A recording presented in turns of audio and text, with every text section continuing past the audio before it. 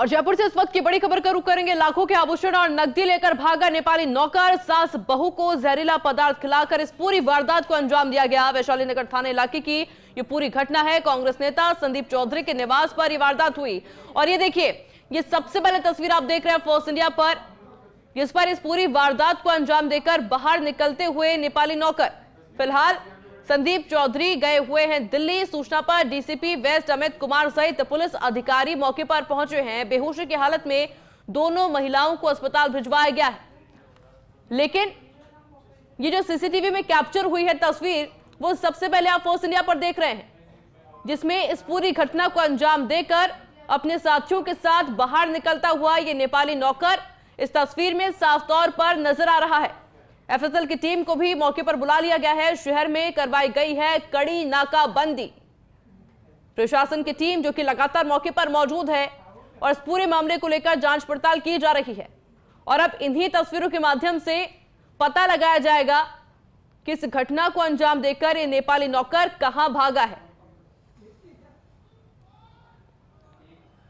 मेरे साथ मेरे सहयोगी सत्यनारायण लाइव जुड़ चुके हैं मौके से। सत्यनारायण, तस्वीर सामने आ चुके हैं इस पूरी घटना को अंजाम देने के बाद भागते हुए नेपाली नौकर की फिलहाल क्या अपडेट?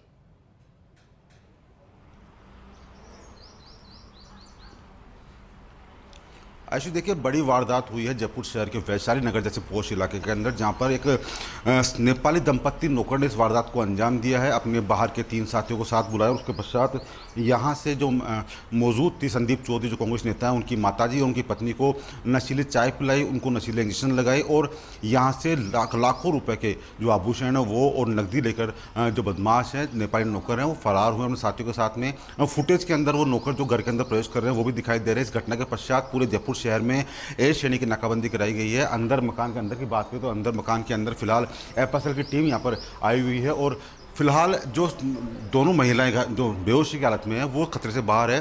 संदीप चौधरी जो कि एआईसीसी के अंदर मीडिया पैनलिस्ट हैं, उनके भांजे भी हमारे साथ हैं। सर, क्या कुछ घटनाक्रम हुआ था, जानना चाहेंगे आपसे। भैया, सुबह जब मामा दिल्ली किसी काम से गए हुए हैं और उन्होंने जब सुबह उठ के फ़ोन किया घर पे, तो तकरीबन 7 से 8:30 तक किसी का फ़ोन नहीं उठा।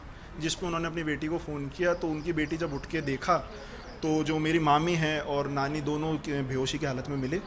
और जब देखा गया तो ये था कि जो नौकर थे उनके, वो नौकर फ़रार थे। अलमारियाँ टूटी हुई थी, कुछ गेट टूटे हुए थे और उसके बाद में उन्हें हॉस्पिटल ले जाया गया। अभी हॉस्पिटल में उनकी कंडीशन ठीक है और एफएसएल और पूरी पुलिस की टीम अभी लगी हुई है। वो देख रहे हैं कि क्या है क्या नहीं। नशीले इंजेक्शन भी लगाए गए उनके, सुना गया है, ऐसा बताया गया है कि कुछ उन्हें चीज़ चुबाई गई। जैसा कि उनसे अभी ज़्यादा बात नहीं हो पा रही है कि वो इतना होश में नहीं है, बट उन्होंने बताया कि उनके कोई चुबाई चीज़ गई है जिससे उनको बेहोशी हालत गई। जो आपकी नानी है उन पर हमला भी किया गया है। सर, हमले का तो नहीं कह सकते हैं, बट हाँ उनके चेहरे पे कुछ निशान हैं जिससे ये कहा जा सकता है कि शायद अगर उन्होंने उन चीज़ को रेसिस्ट किया हो तो उनके मारा हो या कुछ भी हो। उनके कान के और हाथ के कड़े निकाले गए।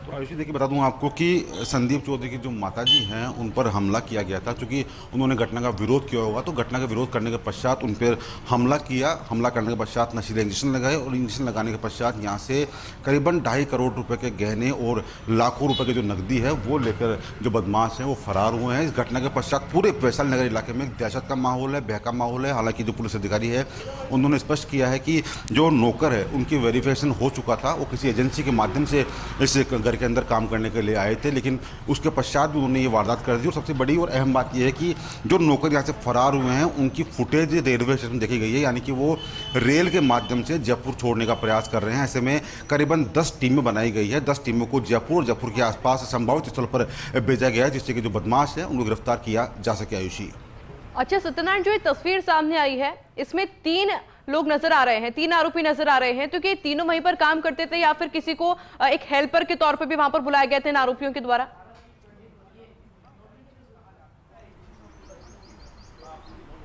आयुषी देखिए, दंपत्ति जो नौकर हैं, नेपाली नौकर हैं, उन्होंने इन अपने 3 साथियों को इस घर के अंदर बुलाया था। ये तीनों जो उनके साथी है, नौकरों के साथी है, उन तीनों की ये फुटेज है।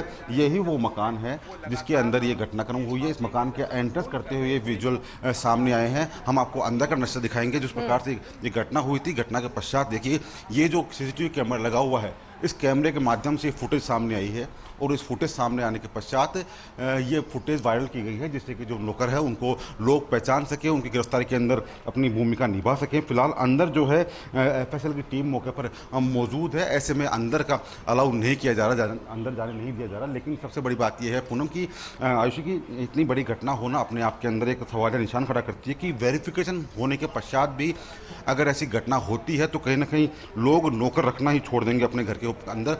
और खुद डीसीपी वेस्ट अमित कुमार जब यहाँ पर आए थे, उन्होंने पूरे घटना का मौका मुआयना किया, निरीक्षण किया, तो सामने आया कि 2.5 करोड़ रुपए से अधिक के आभूषण और करीबन 70 लाख से अधिक की नकदी जो यहाँ से लेकर बदमाश फरार हुए हैं। और करीबन 5:48 की घटना हुई है जिस समय नौकर इस घर से बाहर निकले थे। चूँकि गर्मियों का टाइम है, उजाला हो जाता है, तो ऐसे में नौकरों की शक्ल भी सामने आ चुकी है। तो अब प्रयास किया जा रहा है, जो बदमाश है उनको गिरफ्तार करने का प्रयास किया जा रहा है। आयुषी, अच्छा सत्यनारायण, जो बाहर सीसीटीवी फुटेज था वो तो इस वक्त हम दिखा रहे हैं स्क्रीन पर, अक्सर लोग सुरक्षा की दृष्टि से घर के अंदर भी सीसीटीवी लगवाते हैं, तो क्या इस प्रकार की कोई जानकारी सामने आई कि अंदर का भी कोई फुटेज अब सामने आ सकता है ताकि पता चल पाए कि किस तरह से इस पूरी घटना को अंजाम दिया? क्योंकि अभी तक ये भी असमंजस है कि हमला किया गया कि नहीं किया गया, जिस तरह चोट के निशान देखने को मिल रहे हैं चेहरे पर भी।